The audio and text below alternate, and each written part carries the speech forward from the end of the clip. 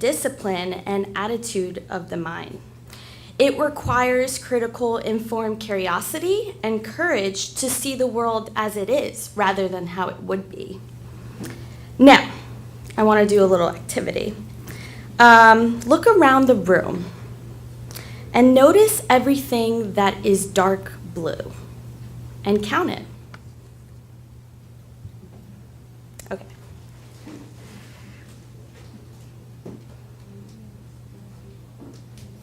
Did everyone notice everything that's dark blue?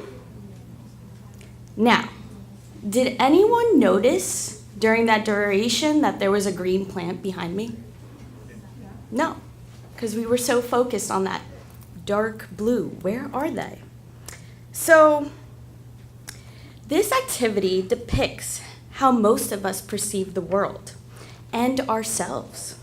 We are infiltrated in our issues, which is the dark blue, and we are not aware of the world around us, which is everything in this room that we forgot to look at. If we are not aware of the world around us, how can we help ourselves, better yet, make this a better place to live? Are we creating intentional blindness from our own issues? How can mindfulness disseminate our tunnel vision and be able to see everything around us in a positive light? From this activity, I want you to think throughout this seminar how mindfulness can impact our better living. This is our seminar. Now, I have amazing speakers to introduce. First to our grand stage is Peter Hayes. Peter Hayes is an active member of the Spiritist group Love and Light in Newark, New Jersey. He has done lectures on the doctrine in Miami, Atlantic, New York City, and the 9th Spiritist Symposium in Stamford, Connecticut. He was the editing staff for the Spirits book by the U.S. Spiritist Federation and helped with Love and Light English editions of Diary of the Council, Love Existing Among Us, and A Shipwrecked Life. Peter has a long background in theater as an electrician, carpenter, and playwright. Currently, he's involved in commercial real estate with his brother. He will be doing a lecture on Does Your Worldview Impact Your Emotional Health? So can we introduce Peter Hayes?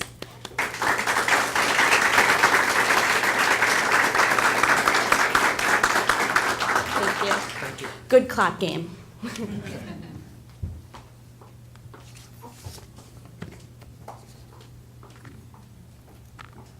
That's better. Can you hear me? Yes. Okay. Howdy.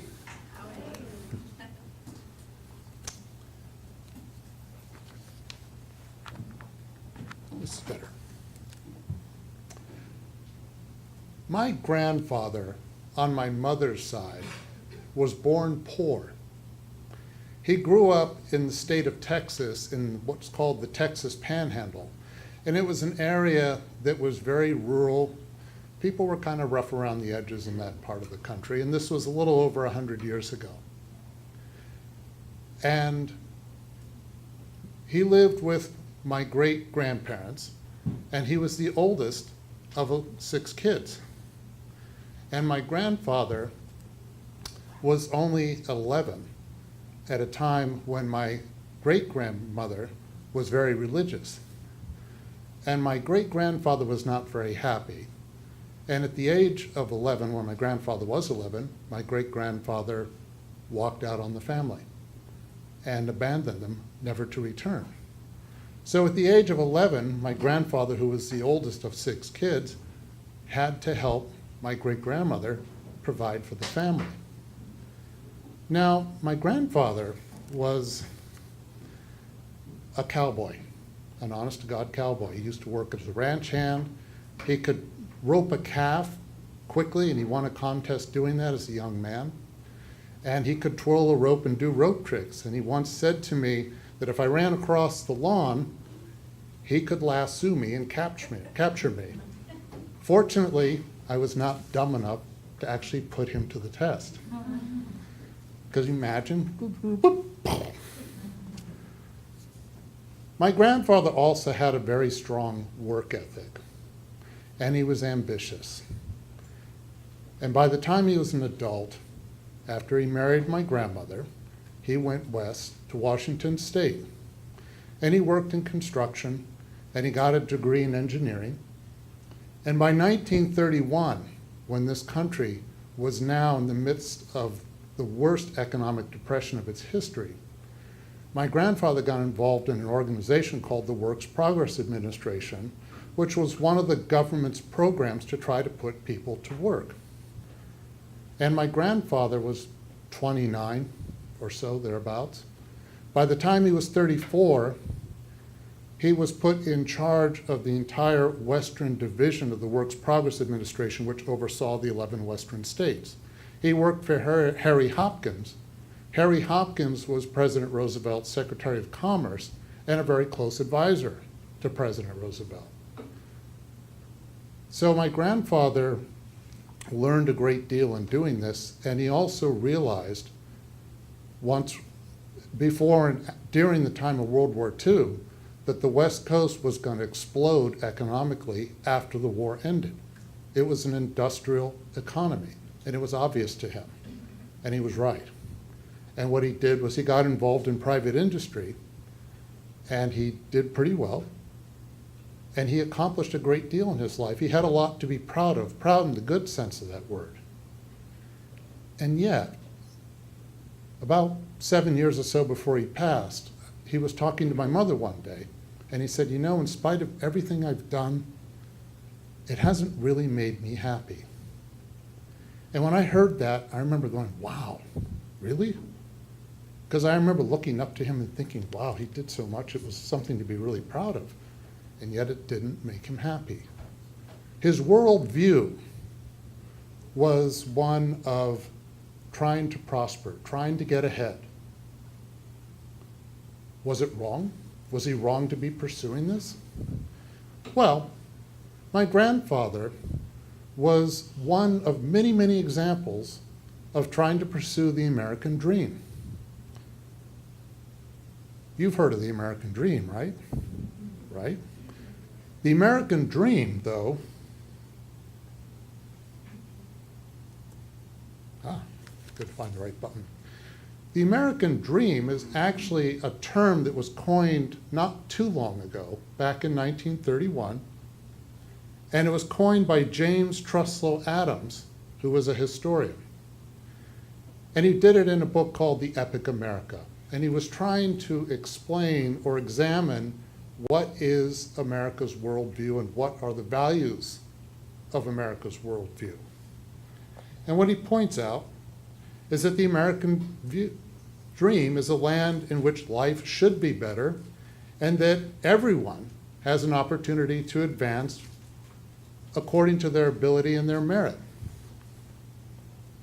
He also goes on to say, look, the American dream is not just about motor cars and higher wages and stuff like that. That's a part of it.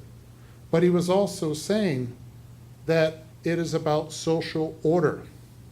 It is about having a society in which everyone who's capable of work or capable of fulfilling their self-potential has the ability to advance in some way, regardless of where they came from. It doesn't matter what environment you grew up in.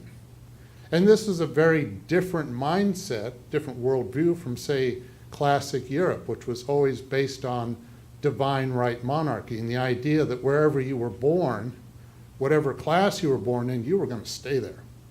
There wasn't social advancement per se. And when we think of the American dream, there's a lot of ways to think about it. And this is just the tip of the iceberg, these individuals. But all these people have certainly realized the American dream in some way. I don't know if you know about Mary Barra or not, but she's the current CEO of General Motors. And so is Indra Nooyi, the current CEO of Pepsi. There are two of many examples of how women are now in the positions, upper echelons of power.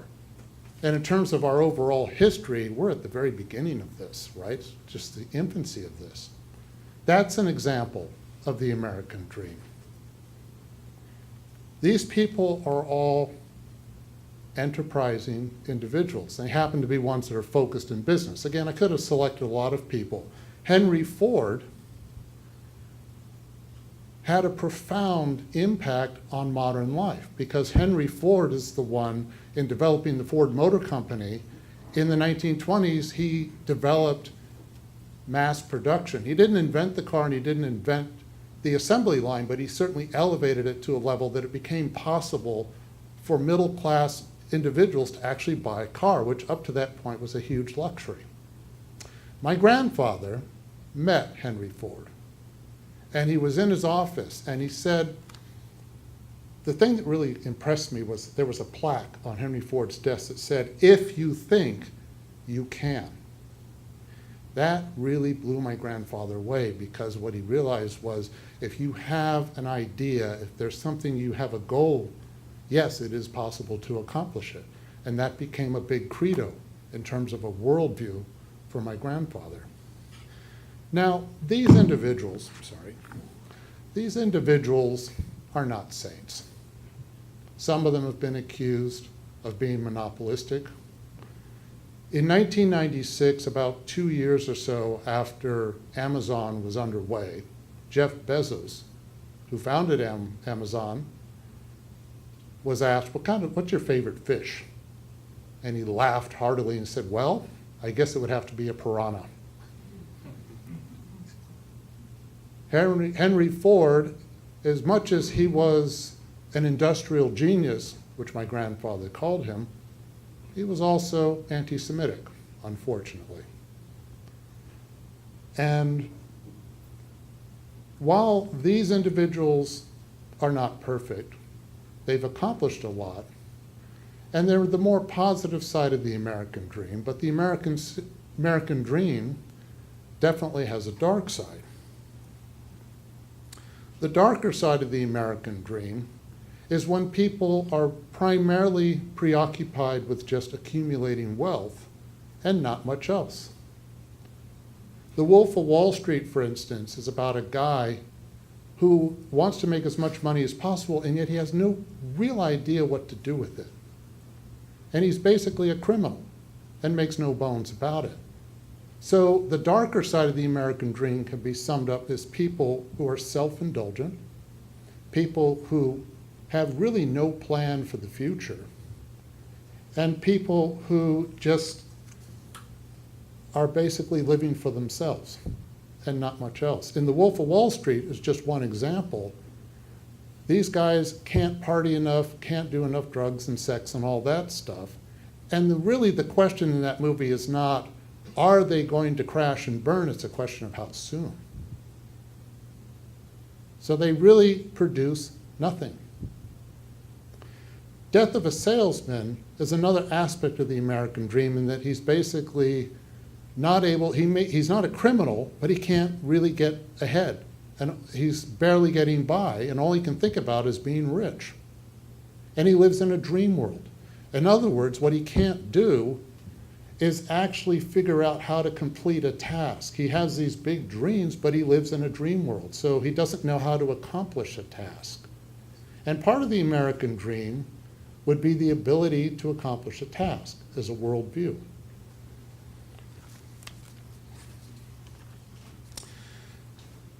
But the thing is, when people think about the American dream, they certainly think about material gain, right? Materialism, that sort of thing. But James Truslow Adams wrote his book, The American Epic, or Epic America, because he was worried. And he was worried because he said, look, money making and all that has its role.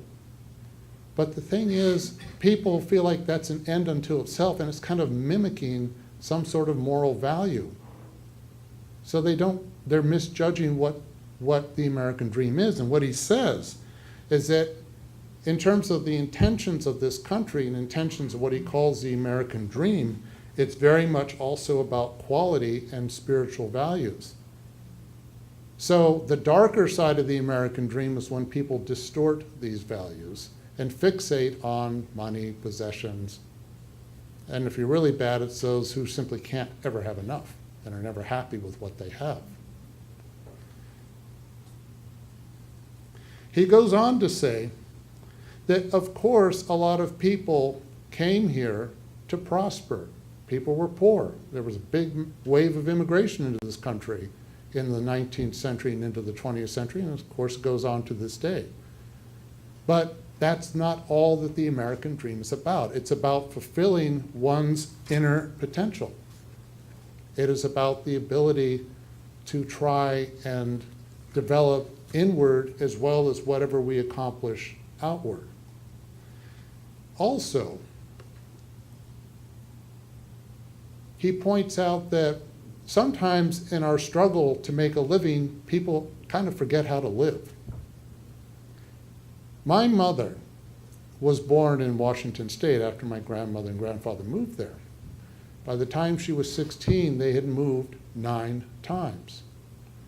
So guess what? My mother had a hard time making lasting friendships as a kid. And that's because my grandfather would get an opportunity to go from one place to the next while working for the government, and he took it. Now, this was the Great Depression. He was lucky to have a job, right? So he did what he had to do. But at the same time, did it take a toll on the family? Yes, absolutely. So it's a difficult balance sometimes. But he's also, James Trussell Adams is again saying that we have to be mindful about what we can do to work on ourselves inward, and it's not just about trying to make money. So, furthermore, there have been studies that have demonstrated that when people are overly preoccupied with the accumulation of wealth, that that's their number one priority in some way, there are consequences to that. You have problems connecting with people. You're liable to have actually lower productivity in some cases. You may actually have issues with vitality, depression, more anxiety, in other words, all kinds of potential behavior disorders. And furthermore, a lot of times people who are really motivated to attain financial success as their primary goal are because they're struggling with a low security or even a lack of well-being. Was my grandfather insecure? Absolutely. He was very confident about in many ways, but beneath all that was a lot of insecurity because he was a guy from a place where he didn't get much education and he was trying to deal with people who were much more educated than he was, and that was difficult. And he was under a lot of pressure. And when he passed away at the age of 72, it was his 3rd heart attack. It's been pointed out in studies that when people have more self-acceptance as more of their focus for themselves, that they're less likely to have behavior disorders. So if we're supposed to think about focusing inward, if that's a healthier worldview, how can we do that? Well, certainly, Spiritism is an excellent way to do that. Kardec, in coining the word Spiritism, makes the point that he was trying to distinguish it from spiritualism, and what he says about spiritualism is it's the exact opposite of materialism. Materialism in this case means that it's the belief that our total existence is just us and our physical bodies and the workings of our brain, and that's pretty much it. And spiritualism rejects that. But Spiritism differs from spiritualism because it's more of a focus on spirits and the existence of the spirit world. And so Spiritism focuses more on its relationship between the physical world and the spiritual world. And it also says that we obviously have a soul. But in having a soul, we human beings are kind of in a unique spot. And what is meant by that in the Spirit's book is that the soul's kind of 3 basic parts. There's the vital soul, the intellectual soul, and the spiritual soul. The vital soul is just all organic beings. So that can be plants, animals, human beings. The intellectual soul is just animals and human beings. And we humans are unique in that we're the only ones that have a spiritual soul. In other words, a spiritual soul gives us the capacity to advance and to progress. And in having a spiritual soul, we have all kinds of stuff to deal with in terms of free will and so forth. And then question 132 of the Spirit's book points out that the vehicle through which we advance is reincarnation, that it is God's tool for how we advance. And that's why we have reincarnation in multiple lifetimes, and that reincarnation is in part, we are in our physical bodies so that we can be in harmony with the material state. And in that, that's what allows us to accomplish various missions, and it gives us the opportunity to contribute to the common good in some way. And the common good can just be dealing with our own families, for instance. It doesn't have to be having a profound impact on society as a whole. So there's a lot of ways to understand what the common good might mean. And naturally, in being in the physical world, we have trials, missions, and all kinds of things, and that we have to go through struggles all the time. I had a bit of a struggle to get here on time, and I'm thankful I did, but there was a lot of traffic out there. And so I was thinking, well, if I don't get here on time, what's plan B going to be? And stuff like that. But it worked out, and it was fine. And that's just like a trivial example of all the kinds of things that people have to deal with that are trials. And yet, the reason for trials and missions and learning and so forth is that they give us that opportunity to learn. And in going through different struggles and so forth, Spiritism says that we have to struggle in order to advance, but we don't have to be masochists about it. We don't have to be looking for struggle as if it's somehow going to be really good for us, just bring it on. It's not that about that at all. It is about the fact that life is difficult, life is full of challenges, and we have to try to handle those as best we can. And rather than complain about it or be feeling like we're put upon, it's more an opportunity to learn. And that's why we go through these. But the other thing is, we're supposed to be in harmony with the material state. In other words, we learn by being here in the physical world. So does that mean that if we're supposed to focus more on our spiritual advancement, if we're supposed to find how to overcome trials and focus on ourselves emotionally and all that, does that mean that we should shun wealth, shun materialism, and basically say that money is bad and all that? Not at all. That's not what Spiritism says. It says in the Gospel according to Spiritism, it talks about the wise use of wealth. And what Spiritism is saying in that is, look, wealth is obviously a big test. It is in many ways, if one has wealth, it's a bigger test than the trial of poverty, because there are a lot of temptations that come with wealth. The capacity to spend is greater. It can bring out all kinds of desires, lust, and so forth. And it is a source of pride and so forth. But the way of looking at it is that wealth is really just a tool. Wealth is neither bad nor good. It depends on what our intentions are.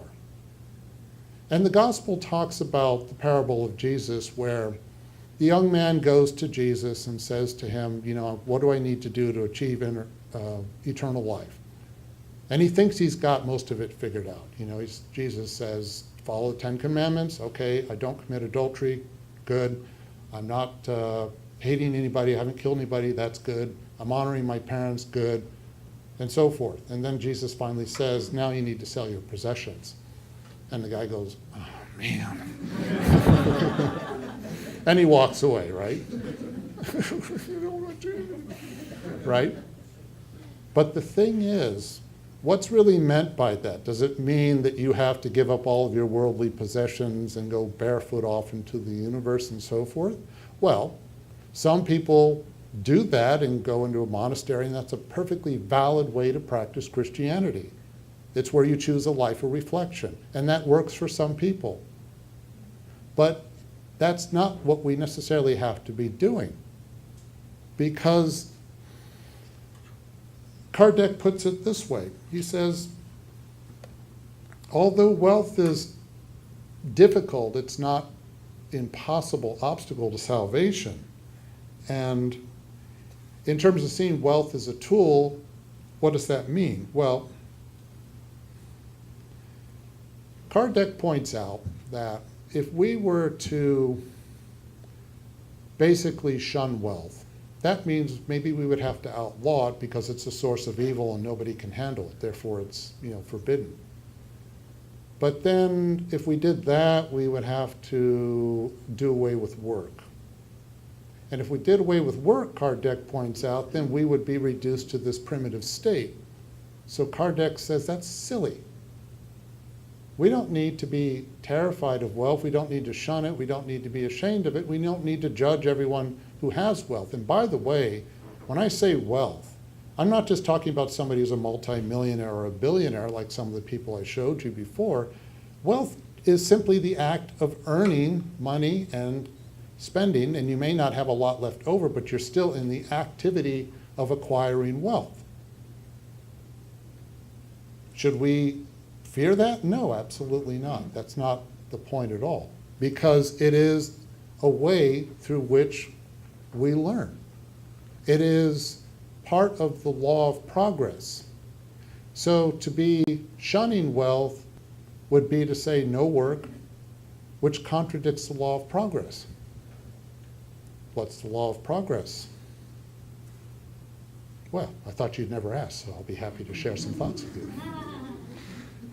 The law of progress is one of God's laws, which is in the Spirit's book. And some of the points that are emphasized in the law of progress is that humanity must progress. We do not go backwards, we only go forwards. We may hum along at the same spot for quite a while, and we may be stuck in the same place for quite a while, but one way or another we're going to advance. So we don't go backwards, we don't unlearn anything. We may forget, but we don't unlearn. Furthermore, it's built on the assumption that human beings are born imperfect, yet we have the capacity to advance. I talked before about having a spiritual soul. Well, that is our capacity to advance. And also, not all of us are going to progress equally because we learn at different stages. Some of us learn faster than others. Some of us learn slowly because we're stubborn and we find ways to resist progress. But everybody has the same opportunity to advance. It doesn't matter who you are. In other words, the law of progress and much of what Spiritism says is very similar to the positive full worldview of the American dream. That is, when it's practiced in the most positive way possible. Because the American dream says everyone should have the opportunity to advance if you have the capability to do so. It's not all that it says. It certainly emphasizes kindness and compassion in there as well. But nevertheless, that's part of what the American dream stands for. Now, in the law of progress, it's always a mix of intellectual progress and moral progress. In intellectual progress, people usually gain that first, and then moral progress doesn't always stay up with intellectual progress, and it's a bit of a struggle. It can be a big struggle, a huge struggle sometimes. But there's nevertheless this need to keep intellectual progress and moral progress together. In question 785, we struggle with progress, and it says one of the biggest obstacles to progress, 785 meaning question 785 in the Spirit's book, one of the big obstacles to progress is pride and selfishness. That's a moral struggle mostly. But what can happen sometimes is if people are very focused on material gain and wealth and even in love with it, well, that may be as a result of intellectual progress, but it's also a sign that they're struggling with moral progress.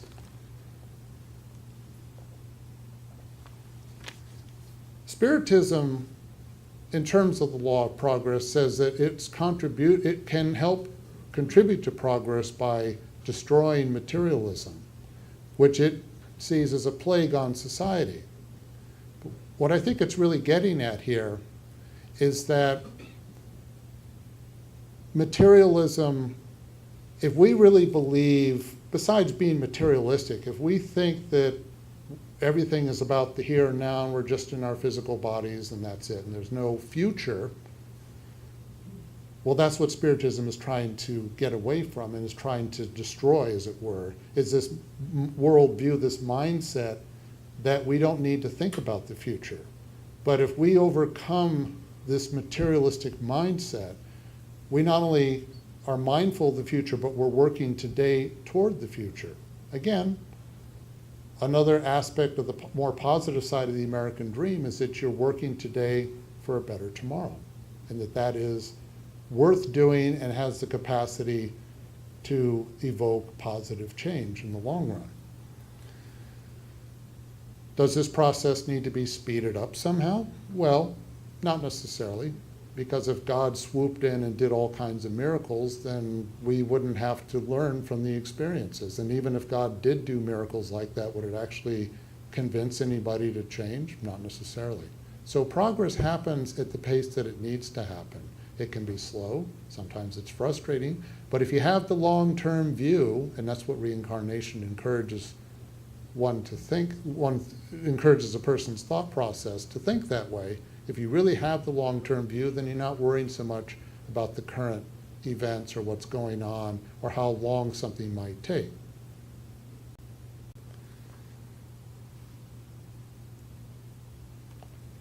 So, in terms of the future, I've been talking about the United States, and I don't mean to be picking on the United States at all, but I'm going to keep that focus just a little bit longer in terms of asking this question of where are we going? You know, people look at the way things are today and it might be tempting to say, well, you know, is this country going to hell in a handbasket?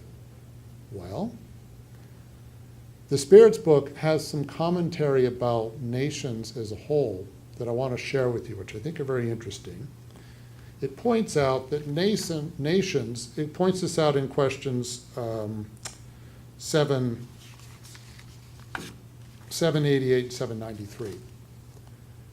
Nations that are primarily about territorial expansion and so forth, hegemony, that are, in other words, a little more materialistically minded or put more value on materialism, are likely to,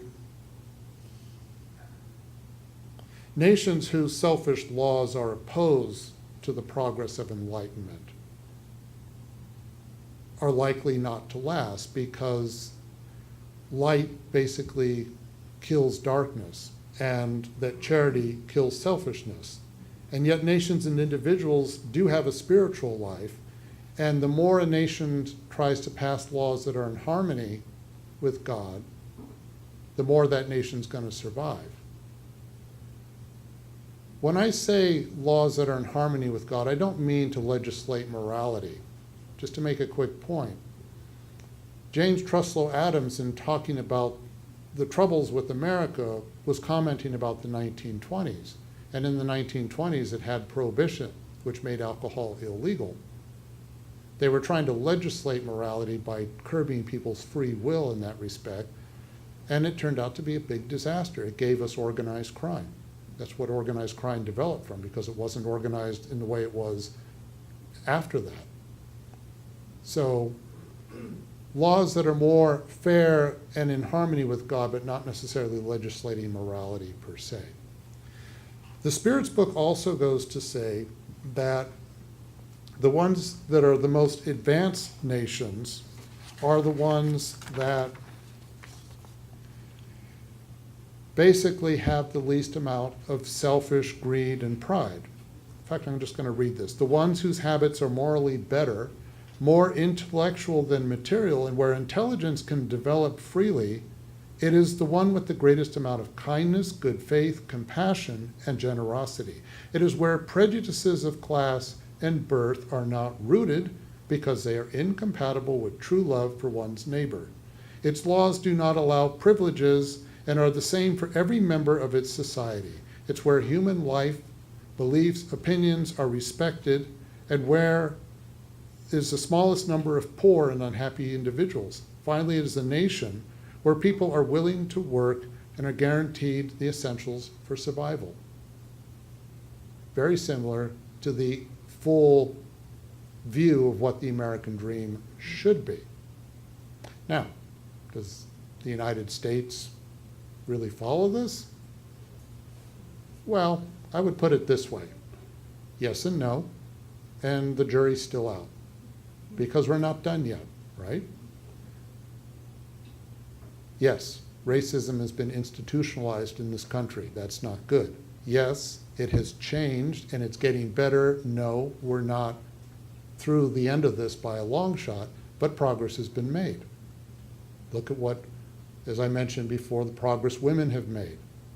This country was very different, like most of the world, not too long ago, right? You all know that. Does this country emphasize kindness and compassion and fairness? Not 100%, but a lot of the laws do. It is possible to get justice in this country. It doesn't work 100%.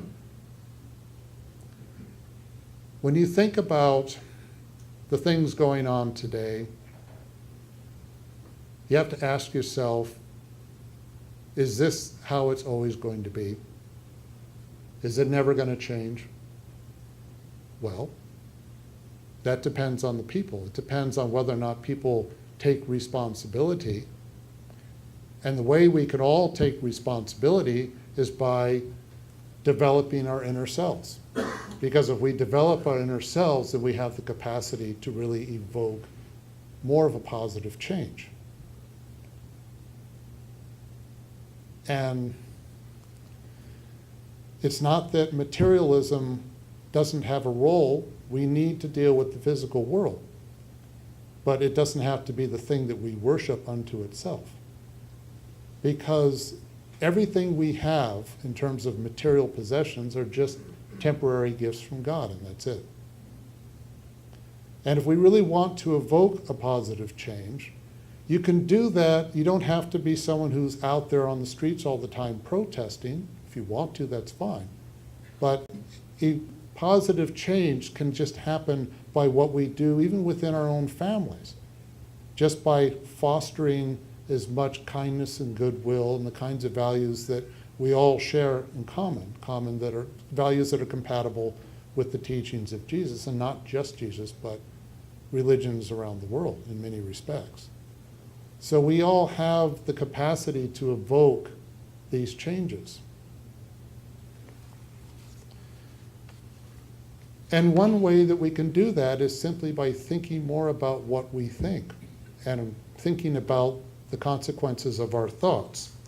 In the Andre Louise series, the second book in that series is The Messengers.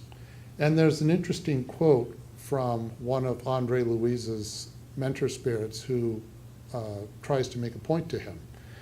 And he says that each one of us, through our lives, carries the inner archives of all we thought and said. And while those who live to do evil carry within them the hell they create for themselves, the good reveal the living paradise they have generated in their hearts. This idea that our thoughts can either put us in a living hell, or if they're positive or generally more emphasis on the good, that they can put us through more of a paradise, is very much a summary of the book Heaven and Hell, the fourth book in the Spiritist doctrine. But also, this is the week of Rosh Hashanah and Yom Kippur in Judaism, which are the two biggest, and Yom Kippur is the most important holiday of the year. And yes, I come from a Christian background. Two of my great-grandparents were deeply religious Christian women, and yet my wife is Jewish, and so I honor that by participating in Judaism to the extent that we do. And I mention this because Judaism talks about inscribing everything we think and do in the book of life. It's very similar to what I just said here about how our inner thoughts get recorded. It's a very similar concept, I would say. And it emphasizes this period of Rosh Hashanah and Yom Kippur is about reflection. It's a period where we have to think about who we are, what we've accomplished, what we need to work on. In other words, it's about us taking responsibility for ourselves and not blaming others or blaming the world at large and so forth. But because we have spiritual soul, we have intellectual and moral progress and free will and all that, we have the capacity to evoke these changes. It's up to us whether we're going to evoke these changes. I'm going to end with my grandfather, whom I started with, because about 2 years before he passed away, this would have been the early 70s, my grandfather wrote a letter to my brother. And my grandfather said to him, look, you probably think I'm a big money grabber, and in some respects you're right. He was very aware of the counterculture of the 1960s, because we lived in a place where a lot of that was in our backyard. But he also wrote the letter not because of that. He was trying to say to my brother, I learned a lot through the act of work that I want to share with you. Because the act of work mattered to him. The act of doing one's best mattered to him. And he gave a lot of different kinds of advice that were focused on that. One of the things he said is that our thoughts do matter. Kind of like what I just read to you here. He said, never say anything bad about somebody unless you can say something good about them. So he was emphasizing, don't judge people. You can't know what a person's been through unless you've actually been in their shoes. And it's very easy for all of us to judge, right? I was talking about this recently in one of the English groups I'm in, about how easy it is to just get into that mode. And yet we have to try and do our best not to get into those patterns. I'm going to share with you a little poem that my grandfather put in the letter that he gave to my brother. This is from Ella Wheeler Wilcox. I think it's kind of in a similar vein as what I just read to you from the Messengers. You never can tell what your thoughts will do in bringing you hate or love. For thoughts are things, and their airy wings are swifter than carrier doves. They follow the law of the universe. Each thing must create its kind, and they speed over the track to bring you back whatever went out from your mind.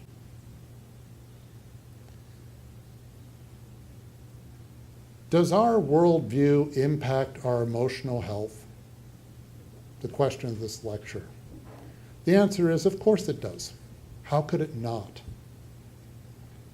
Another way to look at that question, though, is, do we have to remain stuck in our worldview? And the answer is absolutely not.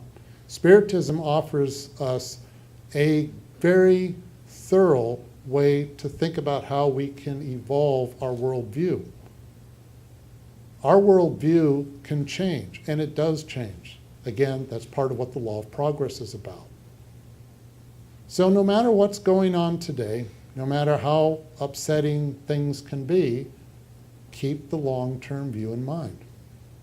Thank you.